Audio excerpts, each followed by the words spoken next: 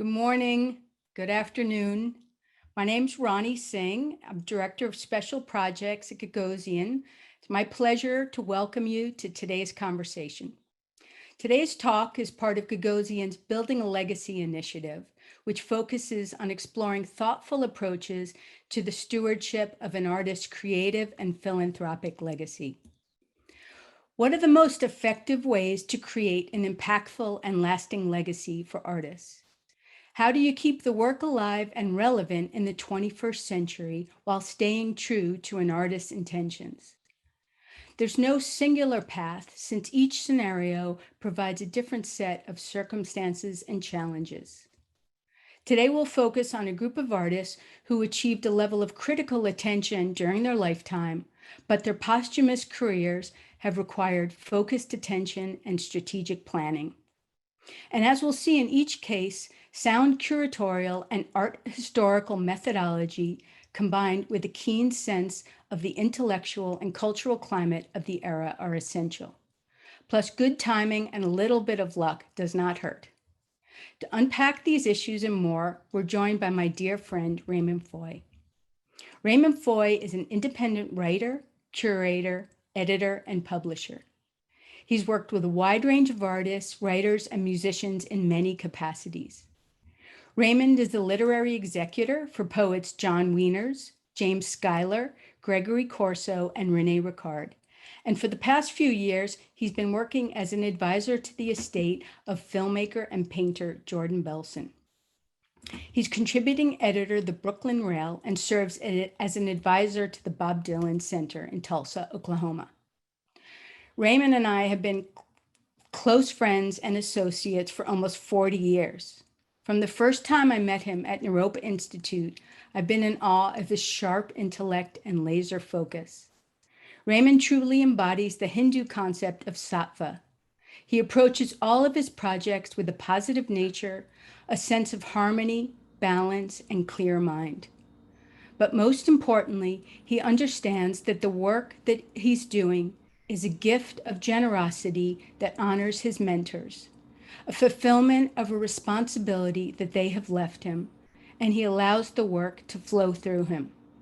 It's been nothing less than a pleasure and an honor to work alongside him these many years. So Raymond, thank you so much for agreeing to do this talk with me today. Thank you, Ronnie. It's a pleasure to be here. And yeah, we go way back, and it's been great fun. Well, you're also a regular contributor to the Gagosian Quarterly, and we're looking at some of those right now. All of these artists have been your friends and colleagues over the years. And in my mind, they really all revolve around the concept of legacy, and the archive is essential. So when you start to work with an artist or an estate, what sorts of things are you thinking about when you're beginning to approach this? Well, I think the most important thing, first of all, is to just be well informed about the artist and the work, and to be able to communicate the issues and the topics that the work engages enthusiastically. You have to communicate your enthusiasm to people and get them excited about it. So I think it first of all starts with kind of enthusiasm. Every artist is very different. There are a lot of different strategies you take, and you make a lot of them up as you go along. It's not something you can simply will. It involves other people. It involves the time being right. It involves the zeitgeist. There are a lot of variables, and sometimes it can take a very long time, and sometimes you have a very small audience for a long while. But it's just about a certain commitment, belief. Yeah, and I think the archive is really a key component.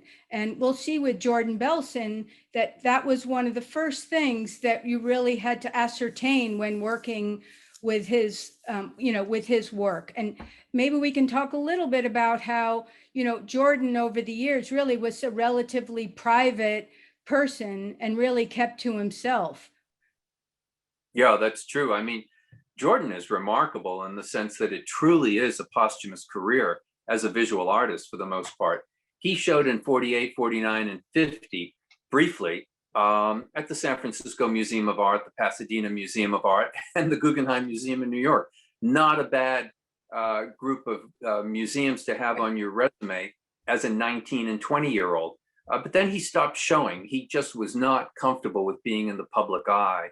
And so what you had with Jordan was something very similar. You have to go back to Van Gogh in a way. It's a posthumous career. It's an entirely posthumous career. It began the day he died because he did not want to show his work. I offered him shows in his lifetime and he said no. Well, one thing I find so incredible that Jordan lived in the same apartment in the North Beach section in San Francisco for 50 plus years, and really his apartment is a time capsule for his work. And so I think one of the first steps that you did, it's amazing to see these images here because he's primarily known as a filmmaker, and then when you really got into it, you see these scrolls that are a part of how he made the films.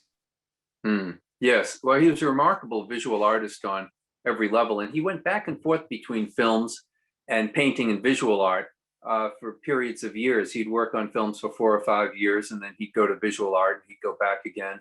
The apartment was a bit like going into King Tut's tomb. It really was an archaeological site. And in this image, you see Kathy Heinrich, Jordan's widow, and she's looking at some scrolls. These are hand-painted scrolls, watercolor and gouache, pencil and ink. And each one of those segments is a frame of a film that he photographed. They're animation cells. So he's animating his scrolls. And of course, for a 3-minute film, you have an awful lot of images. So we have all of these scrolls rolled up. And some he separated into individual images. Others he kept in groups of 2, 4, 6, 8, 12. He made these decisions himself. And then there are some where he didn't make any decisions. And there you're trying to follow previous intentions of the artist. And eventually we will be showing these. One of them was reproduced in the Gagosian Quarterly. And that article just went online, or will go online Monday for people to look at. So that's what you're looking at here.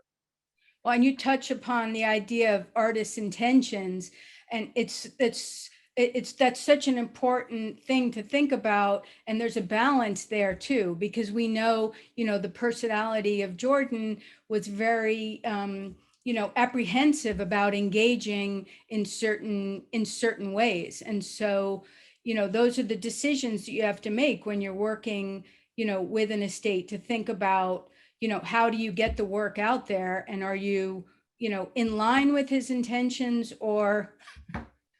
Yes. Well, there's no advocate for a work of art like an artist, unless they're not. I mean, occasionally you have artists who are just so ornery and so good at making enemies. I mean, we've often said that, Harry Smith would have never become as popular as he did if he was still around. He would have sabotaged things at every step along the way. And Jordan was also that way, although he was a, charming, funny, dear, sweet, wonderful, sensitive person, but he just couldn't really. He had an ongoing argument with society, and there was a level of disgruntledness there that just would have been problematical. I guess one thing I want to say about this, because I know there's a lot of people who are watching this who have a mother or a father or a sister or a brother or some family member who was an artist who's no longer with us. And now they have all the work and they're trying to figure out what to do with it. And it's an enormous burden. And there's no simple answer. But in the case of Belson, one thing that was really useful was that he lived in this apartment all these years, and we kept the apartment together for many, many years. I mean, it's still there. And we could sort of do studio visits with people without Jordan being there, but they could get a real strong sense of him in that studio.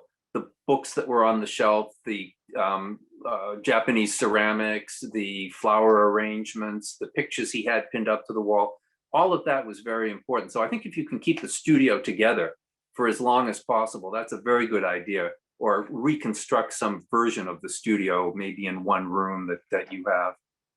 Well, you're right. The experience of going to Jordan's studio and sitting on a tatami mat and being surrounded by things all over is really, irreplaceable. But also, what I think is essential is really the documentation and the archival impulse of getting all of that down, of really unpacking that, knowing exactly what you have. And I think for an artist like Belson, who there's so many discrete bodies of work, it was essential.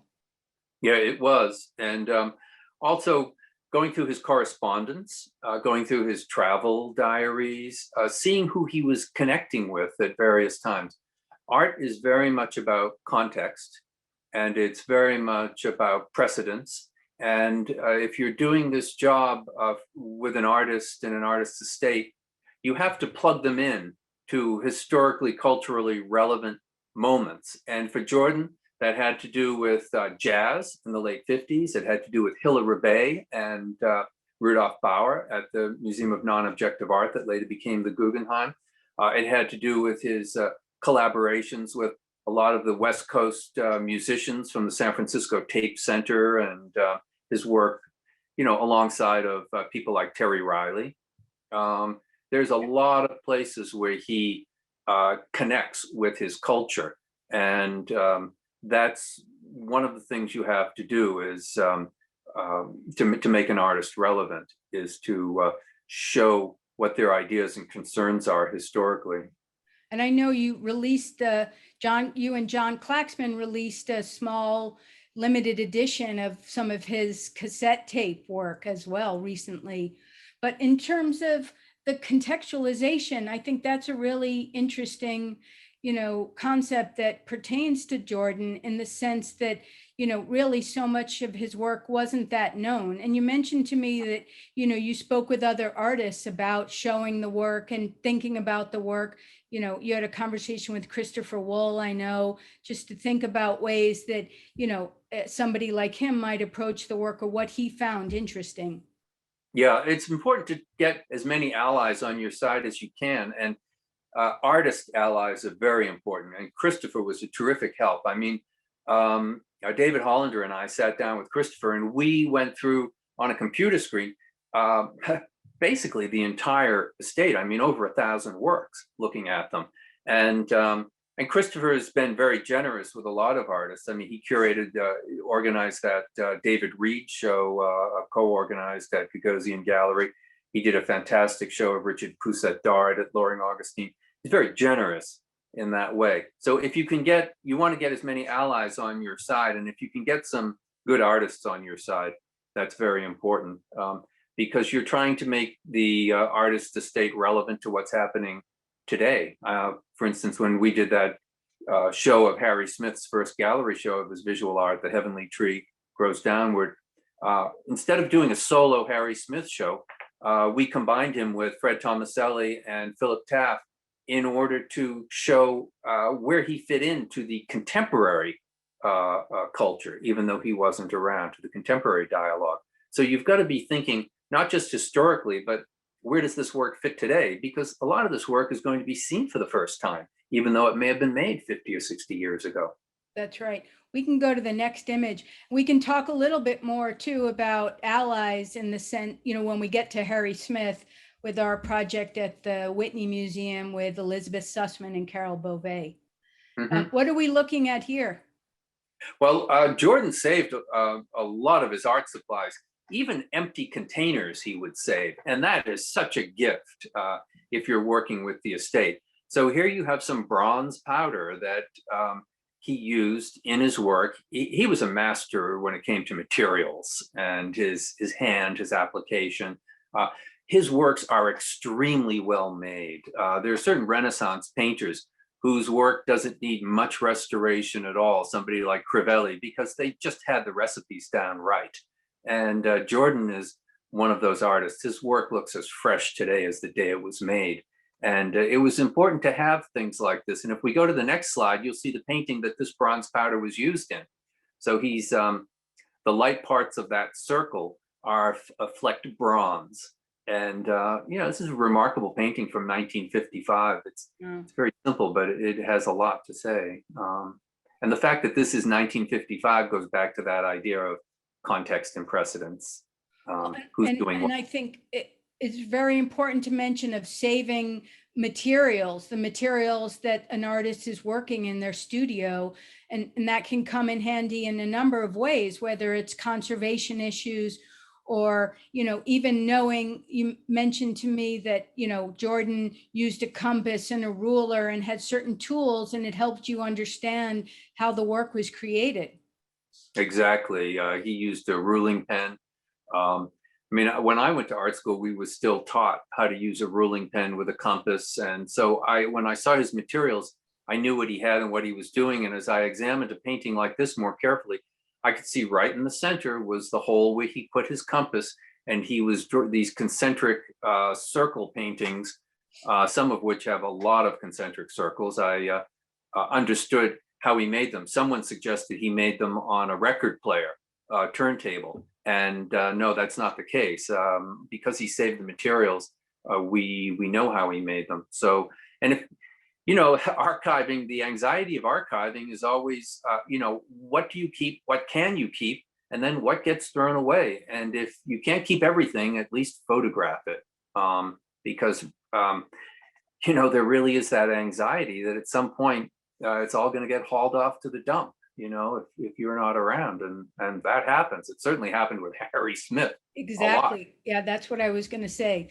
And I wanted to emphasize too, like the importance of practical support for artists, artists that you're working with. And I know, for Jordan in his last years, that the practical support that you provided for him was really essential for him to, create this last body of work that he did. Well, that was a rewarding relationship. Basically, when you brought me to see him. Now, when I was a film student with Stan Brakhage at the Art Institute of Chicago, I looked at all of Jordan's work, and I was completely taken with him. And a few months later, I moved to San Francisco, and I wrote him a letter asking could I meet him, and that was in 1977. And he finally agreed to see me in like 2002. So yeah, he really was a reclusive individual. But getting in to see him and see his work, he showed me a group of pastels, which he was making on top of Xeroxes that were just coming from the corner Xerox shop. He was going down to Kinko's, Xeroxing the basic armature, the design of his drawing, and then working over it with pastels. The problem was it was Xerox paper, and it was Xerox printing as color, and it was terrible, really looked bad. And I said, look, give me the armature. I will print it with acid-free inks, digitally. Graham Nash had a digital print studio, and we could run paper through that was Fabriano, Strathmore, JB Green. And I sent him back really fine paper, images on really fine paper, and a nice set of Sennelier pastels and other fine art materials. And that started a relationship of 4 or 5 years of every 2 weeks I was sending packages out to him, and he was sending pastels back to me. And I must say that in terms of the materials, it raised the level of what he was doing to a whole nother. It raised it to a whole nother level. Yeah, no doubt. Maybe we can move to the next image too. It was amazing to see that after a certain amount of time and working, that you had found a really good match at Matthew Mark's gallery to work on Jordan Belson's presentation of his work. Yes, there were a lot of galleries that were interested in Jordan's work, thanks to allies like Christopher Wool and Carol Bove. So we were fortunate to have a number of galleries that were interested, but I just felt that Matthew was the right match. And, it's very important to match up the right artist and the right gallerist. Matthew is a very, very careful, and he does an extremely good job with artist estates. If you think of what he did with Anne Truitt's work and so many other artists. So we just felt this was the right match. And Matthew went out to the studio in San Francisco in the apartment, and took his shoes off, as everybody had to, and sat on the floor on a tatami mat, as everybody had to, and spent a whole day looking through materials and said, yes, I want to do this. I want to work with this. Now, one thing you need if you're going to build a posthumous career of an artist, is a certain amount of work. It doesn't really, you can't really have a commercial career with a handful of works, which is what you have with Harry Smith. You know, a gallery can't make a go of it. The fortunate thing with Jordan is that he did make a lot of work, and there are a lot of different bodies of work. And one thing that we have decided to do is to show different bodies of work over time. You hold things back so that every time there's a new show, people see a new aspect of that artist and they don't feel like they know the artist entirely. Every new show is some kind of new revelation. So you have to think about the estate in terms of material errors, concerns, and breaking it up and then revealing it bit by bit. Well, I think pacing is a really key point. And also, you mentioned before that you had actually at the beginning working with Belson, that you created a document, you created an inventory of the material that was there and that you had to work with. Maybe we can move on to Harry Smith. And there's a lot of interesting parallels. Harry and Jordan were, friends and rivals early on.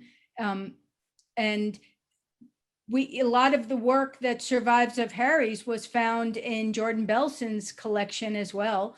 And we're looking at one of the jazz paintings that only survived in Belson's archive as a 4x5 slide. Mm-hmm. Mm-hmm. That's right. He saved some original work and other works he photographed and preserved. So a lot of what we know about Harry from this period comes from Jordan's archives. And the subject of the most recent essay that I published in Gagosian Quarterly, Delineators, is about the relationship between Smith and Belson, who I compare to sort of the Picasso and Braque of non-objective art in San Francisco on the West Coast, because they were working together, sometimes sharing a studio, sometimes sharing the same materials. It was a very close relationship, and they explored the whole language of jazz and bebop and expanded expanded non-objectivism into a lot of new areas that included psychedelics and NASA space photography and world music. They really broadened that vocabulary tremendously. And I think, Raymond, Harry Smith provides a really interesting case study of an artist who, worked so much in a silo, whether it was music or film or visual arts, but really his aesthetic, was at a certain point was really out of favor and out of style. And that we've seen since Harry Smith's passing in 1991, these kind of ebbs and flows of interest in his work.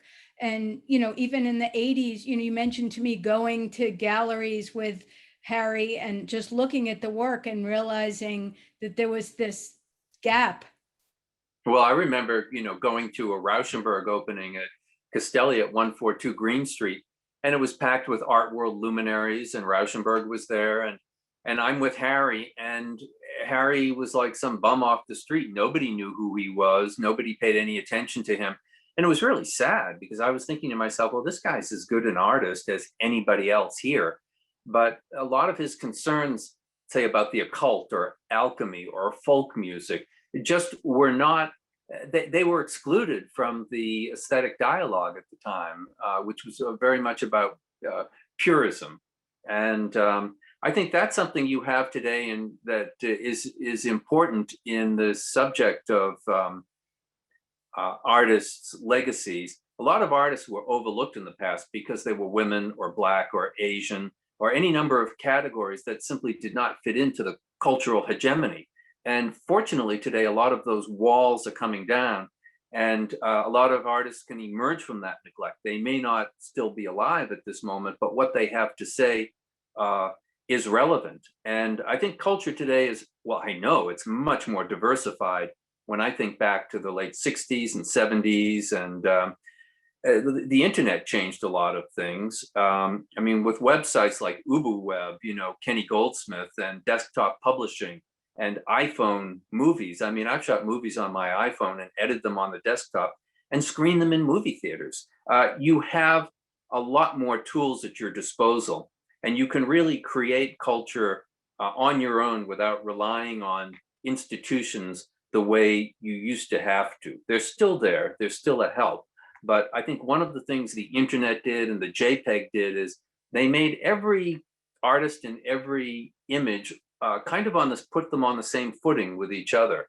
And so I think it's a little bit easier today to insert an artist into the dialogue.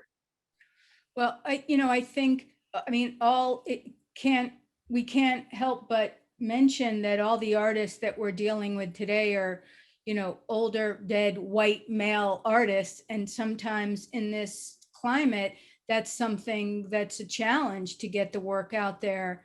But I know, with Harry Smith, that it was a very different case in terms of trying to deal with the estate and with the work that was remaining. I mean, he was an artist who lived in relative poverty his whole life.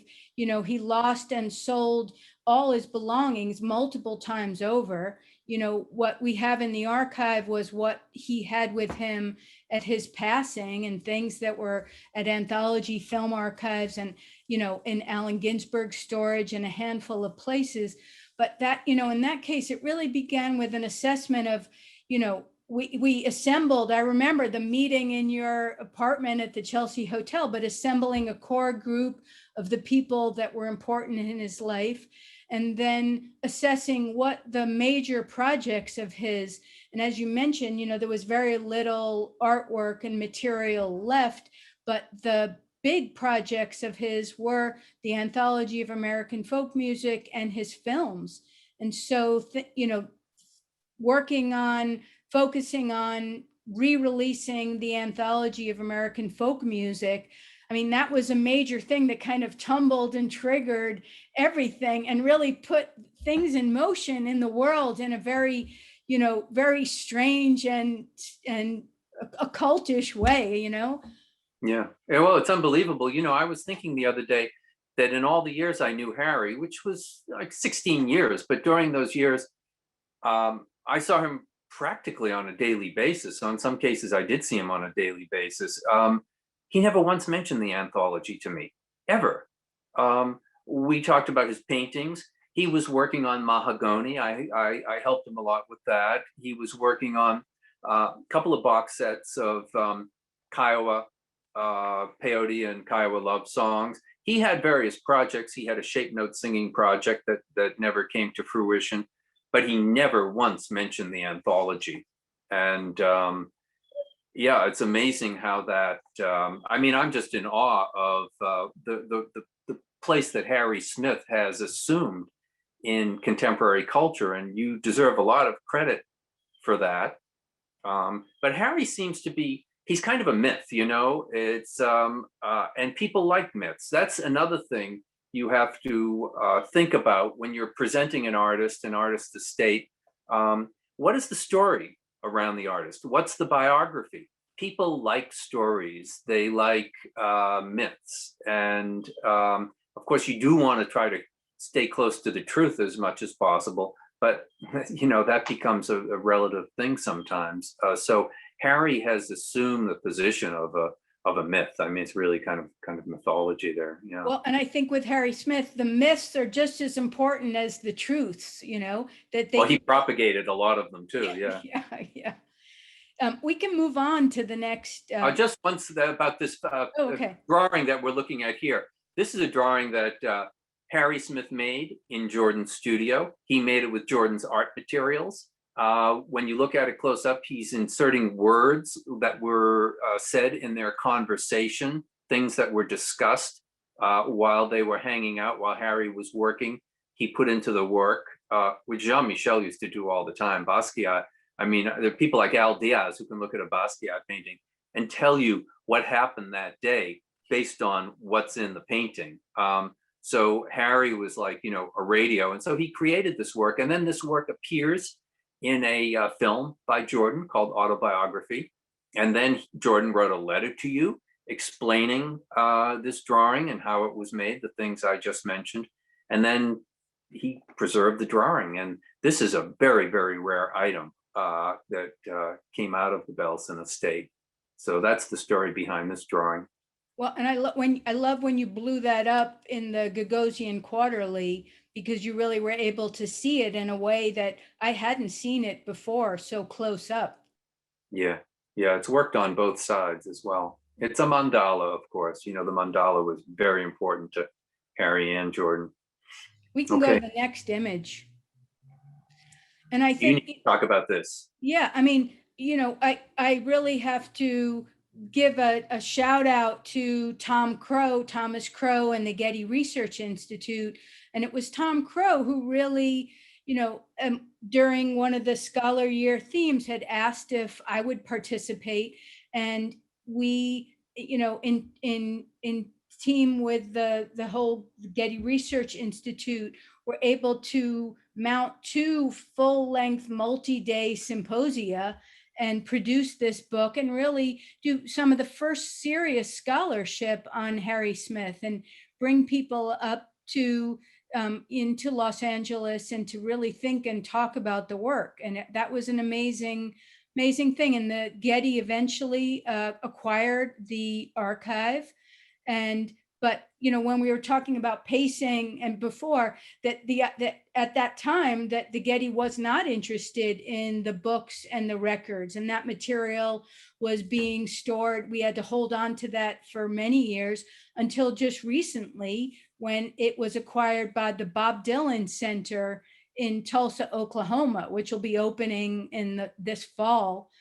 So that was just an amazing confluence of events and a way of really finding, waiting for the right time and finding the right home for the materials. And, at the Bob Dylan Center, it's my understanding that they'll be focusing on creativity and all these different strands of creativity.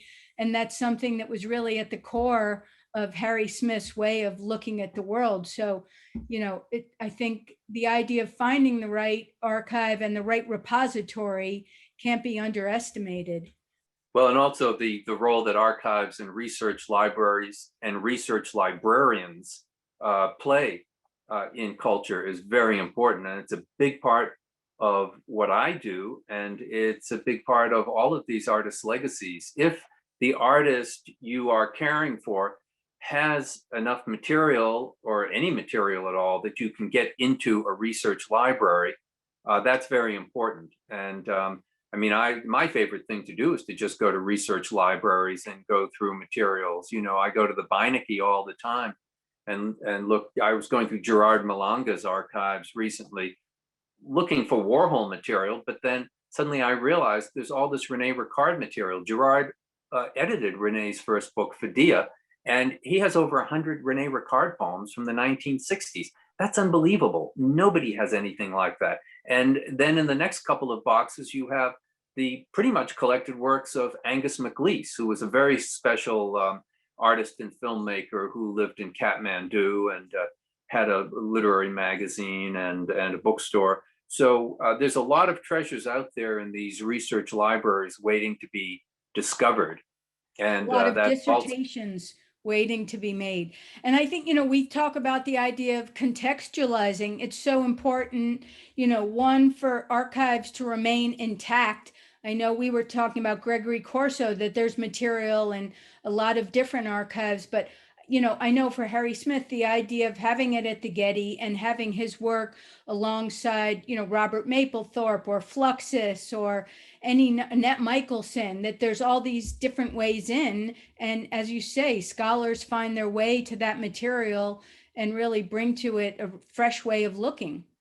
and even if you think you know the artist very well, if you go out to a place like the Dylan Center in Tulsa, uh, it's unbelievable the discoveries that you make about an artist who you thought you knew very well, and you realize you hardly know them at all. And just, I mean, at the beginning of this, we had a picture of Bob Kaufman up on the screen, and I put together this book of Bob Kaufman collected poems for City Lights Books with my friends Neely Cherkovsky and Tate Swindell. And I always wondered, did Bob Kaufman and Bob Dylan have any connection. And sure enough, there in the Dylan archives in Tulsa, Bob is, making queries about Kaufman and his health and how's he doing, and you can see that he's tracking Kaufman. And then I found out that Kaufman was giving readings at the open mic night at the Gaslight, which was the night before Bob was appearing as a folk singer. And Kaufman was sleeping on the floor of Richard Adelson, who was the guy who recorded Dylan's set at the Gaslight, which Starbucks released as an official bootleg. And then I called Wavy Gravy, who booked those poetry readings, and he gave me more information. So out of one small letter or reference, suddenly it opens out into a whole network of culture. And that's kind of what we're talking about here is culture as a network, as an organic growth, like mushrooms or something, roots. Yeah. Well, and even just the intersection of poets and painters and the relationship was such a symbiotic one, as we can see. Mm.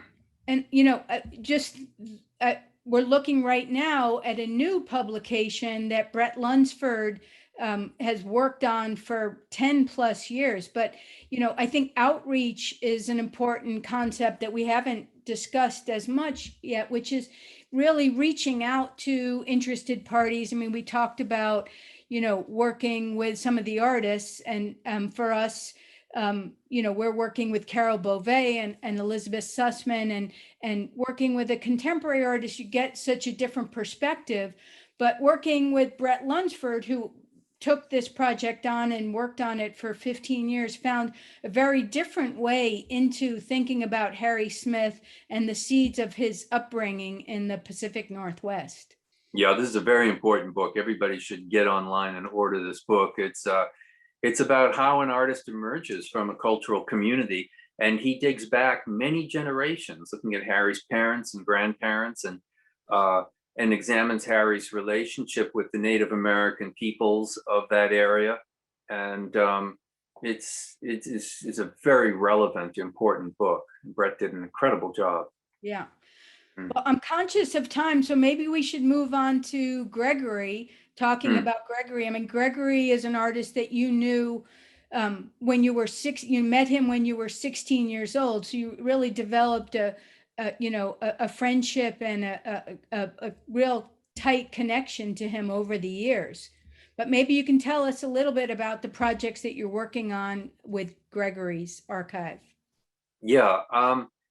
Really what we're doing in this talk is featuring on 4 artists who I've written about recently for Gagosian Quarterly, to make it relevant and to make it so that people can learn a little bit more about these people. And just last week in the, I guess it's the spring issue of 2021, a piece came out, which I wrote. It's called The Most Dangerous Art. And it tells the story of Gregory Corso's last manuscript, The Golden Dot. And I won't recount it here because you can read it online and in the magazine, but it's about how this manuscript that Gregory wrote the last 3 years of his life, and he died in January of 2001, how it was kind of held hostage in an apartment by a friend of his who would not let it out and let go of it. And it was only 1 copy, and I was scared to death that the apartment was going to burn up because this woman smoked in bed most of the day. And finally, when she died, I called her daughter, and we went in the apartment and found it. And then George Scrivani, who was another close friend of Gregory's and editor, together, we've been editing this, just finished it off, and it's going to be published by New Directions. This is an example of what the manuscript looks like. I mean, I don't even want to think about what some of these stains represent. It looks like she used it as an ashtray. An ashtray, I'm sure there's blood on there, and there's wine and tobacco and all kinds of things. I guess some of the poets and artists who I've gravitated toward, like Corso, like Bob Kaufman, like Harry Smith, like Rene Ricard, John Wieners, were people who needed help. They were very disorderly and in many cases really crazy people. And in some cases, preservation was just a matter of getting to the trash barrel before they did. I was always saving work and hanging on to it, and especially with Kaufman. So, yeah, this was a very fulfilling project. And I met Gregory when I was a junior in high school. I was 16. I stayed in touch with him all my life. We were very close. I published him, edited some of his manuscripts, typed up poems, collected his art, commissioned works. So this is a lifelong devotion to an artist. And I guess the lesson here is that if there's somebody who you like and they need your help, you have to be there supporting them in a lot of different ways, not just financially, but morally. And it's about service. It's about being there for them. And you can enjoy what they do in that milieu, but you have to bring something to the table. You have to have something to offer, because otherwise, what do they need you for? So that was the role that I played in with Gregory, and so this manuscript, this book, is kind of the fulfillment of that relationship. Well, and not just with Gregory, but with Rene Ricard and John Wieners and, and Jimmy Schuyler too, in terms of just practical support. You mentioned to me working with Jimmy Schuyler and kind of typing up his poems and showing different ways of presentation on the page. That was an amazing way. Yeah, when the word processor first came out, it I think it Jimmy, I used to help him type up his poems, and suddenly I could put them on the computer and I could print them out with different spacing, different point sizes, different typefaces, and I would give him 4 or 5 versions of something. And he was absolutely delighted to see them in this way, and it looked like more of the way they would appear in a book. And so it was a real turn on for him. And sometimes he would edit the poems in a way that he probably wouldn't have if he hadn't seen them in this way. This image we're looking at is something called the geometric poem, and it was something that Ettore Sottsass published in Milan in 1966 in black and white. And I had Gregory hand color my copy. I paid him and bought him some art supplies across the street. He used to always come by the Chelsea Hotel, and he hit me up for money. I said, well, I'm not just going to give you money, but I love your artwork. I'll buy some paintings and drawings from you. So we went across to Blick Art Supply store, and I bought him a bunch of art supplies, and he came back the next day. And that started a relationship where I began collecting his art. And I think Gregory's a terrific artist as well. And this whole thing of the painter poet overlap is an important one. I've always tried to include poets in the dialogue with painters. It's a turn on for painters, and it just expands the focus a little bit wider. It's a very rich thing that goes way back, actually. Well, and that relationship is really essential to thinking about Rene Ricard's work as well. Rene wrote and painted, and his relationship with artists and his support by so many of his artist friends over the years was really essential for his, well-being and survival. Yes, it was. Bryce and Helen Marden, Francesco and Alba Clemente, Julian and Jacqueline Schnabel. I mean, these were people who really looked out for him. They supported him. They paid his studio rent. They bought works from him. I mean, when you go to Bryce and Helen's house in Idra, it's full of Rene Ricard paintings, and it's absolutely magnificent. And this is also someone who's writing poetry during this period. So Rene really does combine the two things. And I think Rene's a great artist. And that's definitely, this is a painting I own of his. And I've probably got about 30 paintings of Rene's, a lot of notebooks, a lot of drawings. And I'm putting together a collected poems of Rene. That's quite well along the way. I mean, these things, they take a long time. I mean, this COVID period, it's been a terrible period in many ways, but it's been also a great period in other ways. And that I've just been able to kind of come up to the country, and I feel like I'm a monk in a monastery. I'm not seeing anybody, but I'm getting a lot of these projects finished. And so there's a collected poems of Rene that I'm working on that'll be coming out soon. And so people won't have to pay, ridiculous prices on the internet for his work. And I hope to do a show. I'd love to do a show at the new museum or the ICA in Boston. Renee was from Boston, or it doesn't have to be a large show, but paintings, drawings, broadsides, printed books, all of these different elements.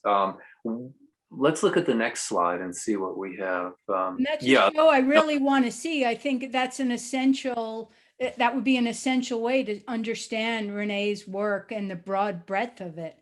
yes, it would. This is a notebook that I own that he made when he was in Idra in 2012, staying with Bryce and Helen, and he had a show in Idra at Dimitrios Antonakis's gallery, and the Renee was very much like Cy Twombly. They are poem paintings and deeply inspired by the classical world of ancient Greece and ancient Rome, but brought right down to the contemporary vernacular. Let's look at the next image for a minute. We have Okay. time. I just wanted to mention too, that if people have questions, they can send them to us in the chat. We still have a few more minutes before we start wrapping things up. Yeah, so here we are in Rene Ricard's Chelsea hotel room studio up on the 9th floor. This was on February 2nd, the afternoon after he died that morning, Bellevue Hospital. And I went to his room, I had a key, and photographed everything in it, and then began very carefully packing things up. And I still have a lot of material in my barn that I'm working my way through, because he wrote poems in the flyleaf of books, or he might have written it on a scrap of paper. I mean, I was just gathering up trash and putting it into boxes, and not in trash bags. By the way, if you're an archivist, don't ever store anything in a trash bag, because somebody's going to think it's trash and they're going to throw it out. Put it in a box and write archives on it. One of the things that I'm dealing with right now with Renee that's a bit puzzling is he never read a book without annotating it. He always had an ongoing argument with the author. And so I have all of these books that are heavily annotated by Renee. Very funny, very witty, very perceptive comments. And it's hard to know how is one going to present that to the public. And it may not be me that does it, but there's a great project there for somebody someday. Scanning would be a good option. Yeah. In order to make it accessible. And I know for Harry Smith, he was very diligent about notating when he bought a book, where he bought a book, how much he paid for the book, would also take some notes and would leave it in a interleaved paper. And at the Getty, they made copies of all of that, so that material is with the book, but then also in a separate folder. Mm-hmm. Mm-hmm. Yeah, Renee used to borrow art books from me, and I used to actually pay him to annotate the art books, because he'd come back with the book and he'd have so many arguments with the author about attributions and styles, and I would say, look, don't tell me, write it down. So I used to pay him to annotate books. That's great. We have a couple of questions. One, somebody was asking about the biography of Harry Smith by John Zwed, and yes, that's in progress. I think it's another couple of years. We're also working on an exhibition at the Whitney Museum that'll be in 2024, working with the Whitney and Harvard and a few other institutions. Somebody was asking about digital material. What do you do with digital archives? And, I think it's a challenge. I think on one hand, like we just mentioned, that does give you the ability to, to hold it in a repository, to share it with people a little bit easier. Yeah, that's a good question about digital. First of all, John Swed, the biography of Harry Smith. John Swed wrote Space is the Place, a biography of Sun Ra. He's written biographies of Billie Holiday, Miles Davis, Alan Lomax. I've read most of the Harry Smith biography. It's fantastic. Lots of new research material that I never knew So I'm really enthusiastic about that. Um, the digital materials, that's someplace where I think that libraries and archives kind of have a little bit of catching up to do and figuring out how they're going to house this material. For instance, a friend of mine in Los Angeles, Donna Stilo, has a fantastic archive of Gregory Corso on film and video, and it's 4 glyph drives, which are absolutely packed with, there's probably a couple hundred hours of footage of Gregory there. And I'm having a very hard time finding an archive that will take that. And digital media degenerates a lot faster than pieces of paper do. So, your time is limited. And that's another thing archivists are always coming up against is every time there's um, a new Pla- kind of technology, what do you transfer? What do you update? And you can't transfer everything. So decisions, life and death decisions, are being made all the time about materials. So the digital thing, it's definitely the way things are going. I mean, if you think my favorite archives are some of things like I mentioned, Ubu Web of Kenny Goldsmith, Penn Sound, which Al Ellis and Charles Bernstein set up at University of Pennsylvania, the finest repository of contemporary poetry. And most young people, if I say, have you read Louis Zukofsky? Well, no, but I've listened to all his tapes on Penn Sound. Well, that's even better because you've got Zukofsky reading all his work the way it's meant to be heard. And then the Naropa Institute archives just went to the Emory University. So they're being restored. So yeah, you don't have to go out to libraries anymore. There's so much of it there on desktop, and that's important. I know, research institutes and archives are always struggling with prioritizing collections to digitize and make available because it's just an endless flow. Um, and I also think it's worth mentioning, that's a question when I'm working with artists about depositing their collection in an archive is asking, when will this material be digitized? How will it be accessible? How will it be used? Because oftentimes there's some places that you deposit material and it can be, decades before they have the resources to get to it. So, you really want to think about what is the engagement going to be like and have some kind of commitment towards that to keeping that work alive.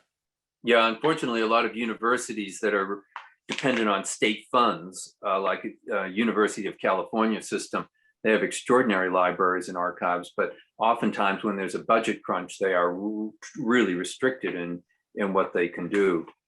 So yes, you have to think about that as well. I mean, Yes. it's never ending. I was reading the other day about this garbage dump in Alexandria in Egypt, where they're still pulling out fragments of papyrus.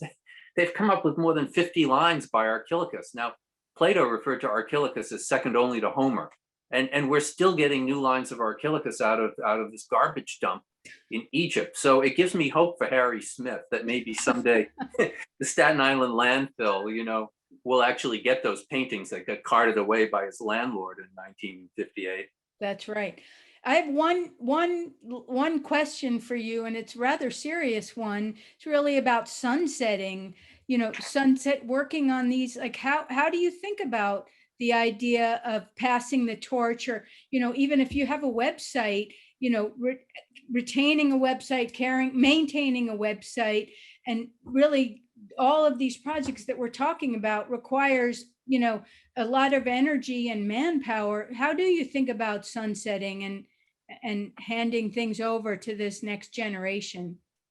Well, your responsibility as an executor is to name a successor. It's a very important thing to do. I've been fortunate in that there's a lot of young students who have come along who are extremely interested in the artists and poets who I've been interested in. I mean, John Wiener's, when I edited the collected poems for Black Sparrow back in 1981 or two, I think it was only 100 people who really cared about John Wiener's. It's unbelievable today how popular he is and how many translations and how relevant he is to young people. So I'm fortunate in that I have a lot of good researchers who have come along who I intend to pass things along to. And I intend to put a lot of things in the public domain if I have the rights to something.